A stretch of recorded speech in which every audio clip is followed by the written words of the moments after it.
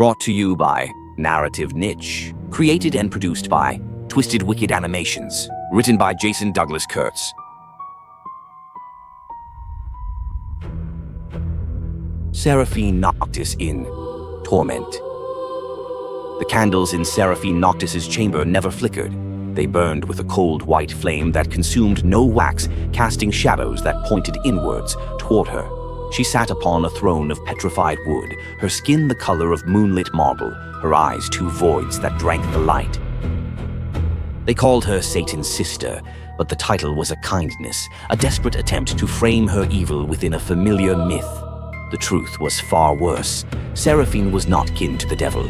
She was the mortal who had taught him how to fall. Her sin was not rebellion nor pride, nor even the countless souls she had unstitched across millennia. Her sin was revision. She did not destroy. She rewrote. Every prayer whispered to a higher power, every desperate plea for mercy, every trembling confession of love, Seraphine had the power to reach into the fabric of a life and change a single word. A husband's vow became a curse. A martyr's faith became a hollow echo. A child's first memory of warmth became a scar. She did not create evil. She simply corrected what she saw as the universe's most tedious error, hope.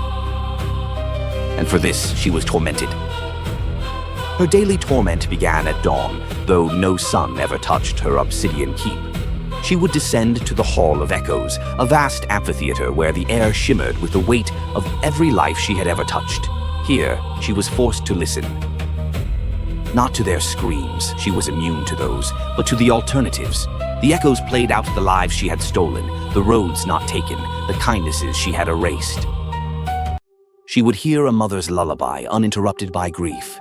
She would hear a soldier's last breath, peaceful and unbetrayed. She would hear her own name once spoken with love by a man whom she, sadly, could not love back. The sound was unbearable. It was the sound of her own failure to extinguish light completely. At midday, she would walk the mirror maze, a labyrinth of polished obsidian that reflected not her appearance, but her soul. Each shard showed her a different version of herself, the girl she had been before she discovered her power, weeping over a dead sparrow, the young woman who had first rewritten a lie and felt the intoxicating rush of godhood, the crone she would never become because she was cursed to remain forever beautiful and forever young. The mirrors did not judge.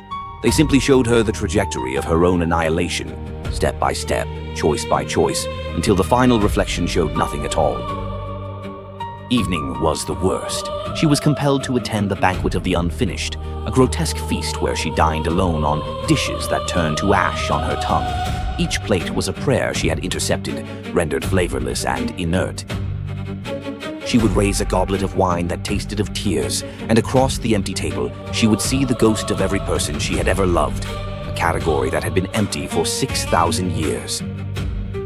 At night, she lay upon a bed of razored obsidian, her body healing instantaneously, the pain infinite and cyclical, and in the darkness she remembered her first sin. Following the orders of the only woman possibly as evil as she, that being her mother, she had killed her father, and that was the torment she lived with every day for eternity. The end.